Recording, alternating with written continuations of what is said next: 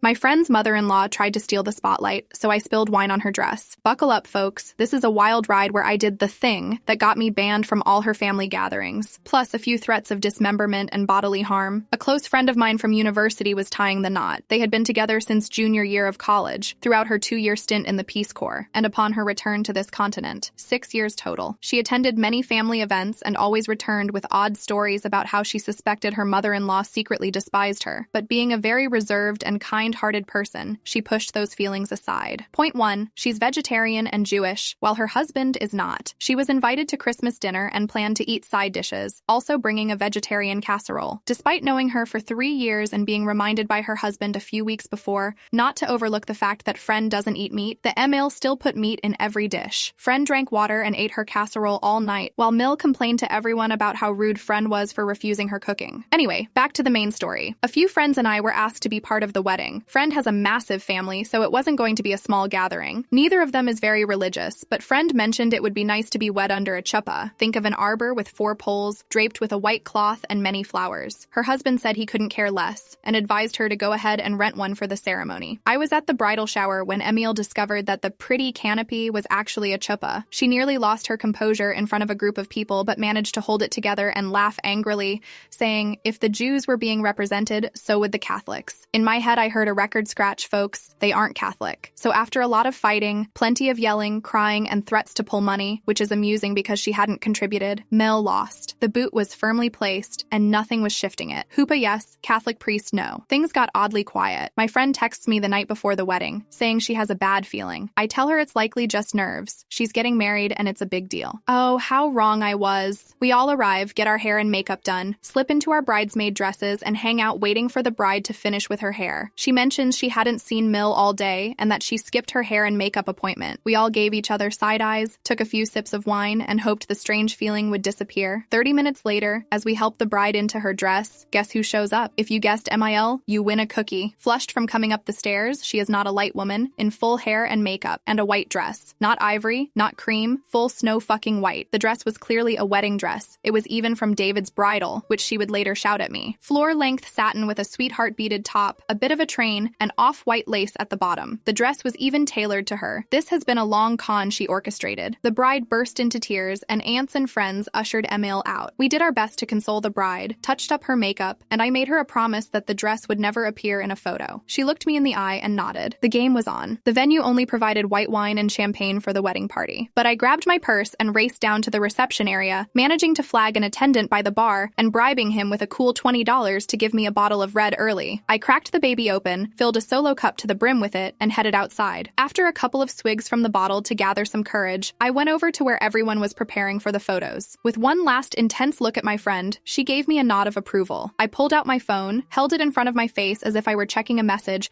and walked right into Mill. I poured the whole cup of red wine down the front of her dress, jumped back, and gasped. The expression on her face was furious. She screamed, yelled, threatened, and vowed to sue me. People had to hold her back because she wanted to come at me. Eventually, she switched from yelling to sobbing, sank to the ground, and threw a tantrum on the floor. Everyone stepped away and just let her have her moment, then moved on to take photos. It was surreal, as if everyone just reached their limit and decided to leave her behind. The 12-year-old flower girl whipped out her phone and snapped a few photos, much to our amusement. This is already super long, but I'll mention that MIL went home and changed, only 20 minutes from the venue, into a nice dark green dress, which was too small and revealing. Because of this, she missed all of the photos. The wedding was beautiful. I received death glares from everyone she informed that I attacked her with wine. No fucks were given as I drank and danced with friends. The bride thanked me secretly and 3 months later treated me to a spa day for pampering. But I am officially that ISIS cunt to Mill, and I'll embrace it with pride. Edit. You guys are awesome. Someone gave me gold? Wine for all. In all seriousness, I'm glad you all enjoyed this story. I am not a superhero, but I am a woman who has been mistreated a lot because of my ethnicity by this MIL and had zero fucks left to give. Lone Ranger style, my fight or flight response is permanently stuck on fight. The couple has been NC for the last year and a half since the wedding. Edit Dowd to 2. Holy waffles, this blew up. Edit. I'm trying to grant you all your cookies. Also, I'm glad to explain the situation, but the rude "you are lying" messages are not appreciated. And I'm working on those photos. New post, the white dress PSA. Please stop sending me gold. You all are so sweet and amazing. But if you truly want to give, consider sending a donation to the National Domestic Violence Hotline instead and help keep the lines of communication open for everyone. The hotline.org, our get involved, donate. You all rock my Technicolor socks. New post. Absolute Easter chaos. It has been about 2 years since the red wedding incident. Going NC from the moment that wedding ended has been absolute bliss for my friends. This past weekend was my friend's birthday, and she thought, why not host a brunch on Easter on her amazing rooftop in the city? So I activated my cooking skills and made my famous vegetarian, crispy, turmeric saffron Persian rice with roasted almonds and pomegranate seeds. Tadig for all my desert brothers and sisters out here. What does this beautiful brunch have to do with my friend's Mile, with whom she's been NC for almost 2 years? I'm happy to share, llamas. Because the woman showed up. I'm not sure whose Facebook she snooped on or what person she pressured, but she traveled from out of state and appeared at the front door of their apartment building. I'll rewind just a bit. My friend and I are setting up on the roof, placing pillows on the outdoor furniture and spreading some linens on the tables. Their apartment building is only 4 stories high. They live on the top floor and have the only apartment with roof access. Since we weren't sure if people would hear the buzzer inside the apartment, we put a sign for folks to ring the bell and give a shout up to the roof, or text, and we would buzz them in. So I'm wandering around fluffing pillows while holding my mimosa when I hear someone yelling. I assumed someone arrived early, and my friend went to lean over the roof edge to see who it was. She immediately jerked back and turned to face me. "It's name redacted," she yelled as she dashed back to the apartment to prevent the hubs from accidentally buzzing her in. I glanced over the roof and observed her for a while. She was pacing, panicking, and tugging the door handle. She must have hit the buzzer around 10 times, then looked up and saw me. She appeared furious. She flipped me off and went back to trying to yank the handle, shouting something about wanting to give her baby his Easter basket. The woman seemed unstable. Indeed, she was holding one of those drugstore giant plastic green baskets filled with junk so high it was wrapped in plastic. So I did what any sensible person would do. Just stayed put and sipped my mimosa while watching her lose her mind. Occasionally glance up at me and shake her fist. My friend returned with her husband, and he peeked over to see her pacing like a crazed hyena in front of the door. As people would start arriving soon, they were concerned she might force her way in with others. I posted a quick summary on the Facebook group about what was going on so people knew what they might encounter. Mill then had a clever notion. She buzzed every other apartment, hoping someone would let her in while she continued calling out for her son, who by this point was hiding on the roof drinking directly from a bottle of champagne. Someone did let her in. She stormed into the building, and at that moment, my friend's husband pulled out his phone and called 911. He said, and I quote, "My unstable mother I haven't spoken to in 2 years traveled across the country and showed up at my apartment screaming. She broke into the building, and we are scared she is a danger to us and herself. We live XXX. I'm pretty certain that by the time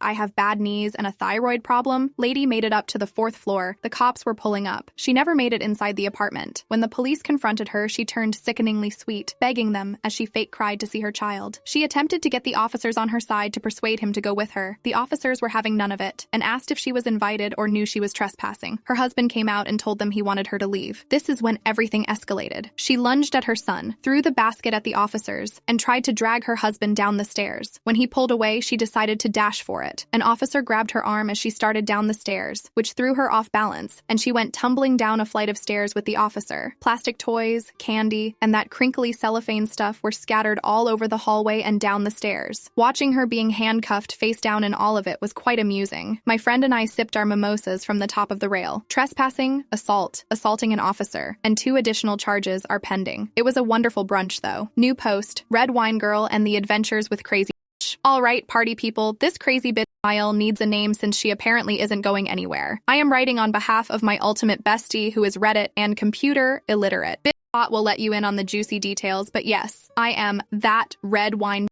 Anyway, so I guess you are all wondering why I called you here. When we last left off, Crazy Bitch Mile was booked for assault on Easter Sunday, after showing up from a few states away and 2 years of NC. She did not post bail and sat in jail until her court date a few days ago, during which a sympathetic judge ignored testimony from the son and the police officer. Her charges were reduced, and she was let go after having to pay a pretty hefty trespassing fee and being told she had to keep her nose clean for a year. So she then recognized the error of her ways and skipped home. Yeah.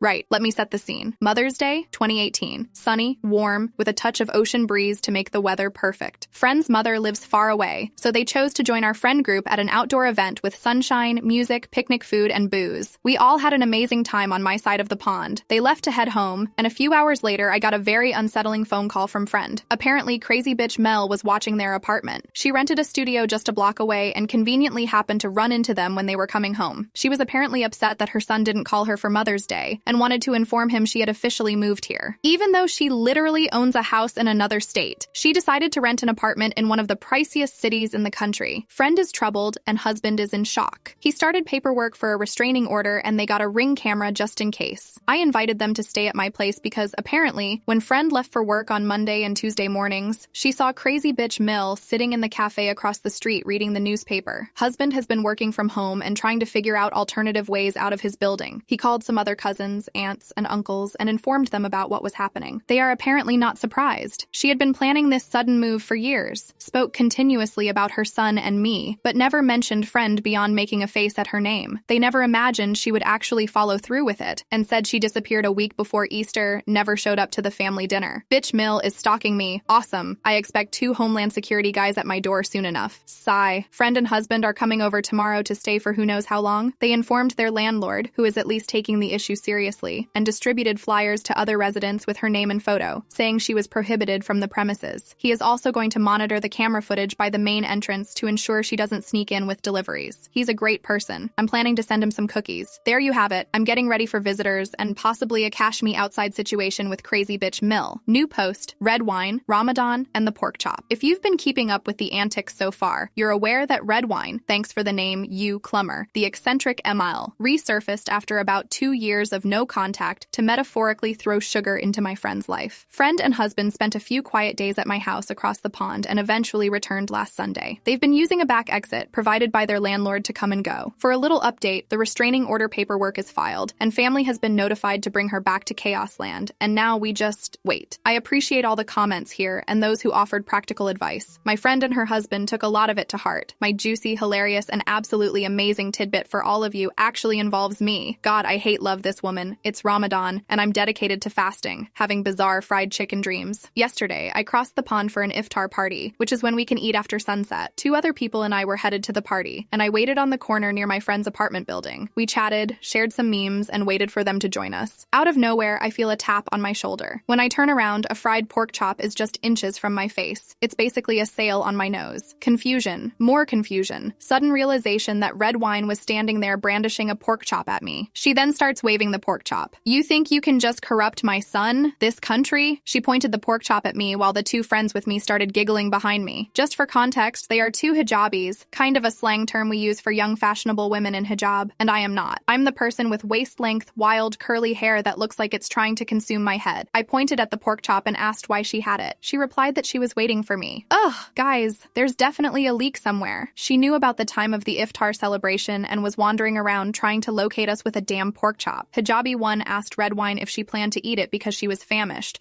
which seemed to upset her since she shouted that she knew we didn't consume pork. At this point, I'm dying. I have that ridiculous face where I'm trying not to laugh but also not breathing. My friend and her husband come running up as she's preaching to my hijabi friends about their own faith. Something, Trump, deported, and wrath of God for non-believers. You have to take this nonsense with a grain of salt. The husband steps between us, yelling at Redwine to leave, and we all make a quick getaway down the street. I'm walking backward, observing her waving this pork chop around and pointing it in her son's face. Finally, I just can't contain it and burst into laughter. A full belly, absolutely uncontrollable laugh. She aims the pork chop over his shoulder at me and whines that he is associating with terrorists and she can keep him safe. Apparently, with her pork chop sword, the husband takes out his phone and says he's calling the police, and like smoke, she vanishes in the opposite direction. Glorious. Apparently, she was telling him to accompany her back home, claiming her sister was coming to rescue them, her, from our city of sin and terrorists. We sat at dinner, filled ourselves up, and entertained the other guests with stories about Redwine, the eccentric woman who tried to drive us away like vampires with a pork cross. New post. Rejoice, pork chop wielding army. Redwine has left town. This update is intriguing. My friend's husband called me a few days ago to genuinely apologize for what happened, for the 100th time. He told me that the very next day, she appeared at his place and snuck in with the postmaster. He returned home from work to discover her on his floor, a hysterical mess. Mascara ran down her face, her hair was dirty and wild, and her lipstick was smeared. He found out then that she hadn't been paying rent for a place to stay here and had instead been living in a pay-by-the-week motel, which she hadn't paid for in a while and got kicked out. She was broke, homeless, and firmly convinced that terrorists were after her. Without hesitation, he called 911 and she was taken into custody. He then contacted as many family members as he could, informing them she had a psychotic break and someone needed to come get her. Only her sister showed up the next day and finally took her home. But she does have to come back in 3 months for her hearing for not keeping her goddamn nose clean. Harassment harassment and stalking charges. But the judge granted the RO this time. Glory. Praise be, we have appeased the wine gods. He has only caught fragments from relatives, but she appears to be completely losing it. She's been telling anyone who listens that her visit to our city was amazing. She enjoyed such a wonderful time. She spent much time with her son, bonding, but the city was just too crowded, and noisy, and intimidating, so she simply had to leave. And apparently, one day soon, her son, according to her, is going to come home too. Haha. No way. They enhanced security measures and have resumed some level of normalcy. I feel terrible for my friend and her spouse, as there's a part of me that's concerned this woman will never leave them alone until she's passed or incarcerated. Hopefully, her sibling can do a better job of keeping her in their state.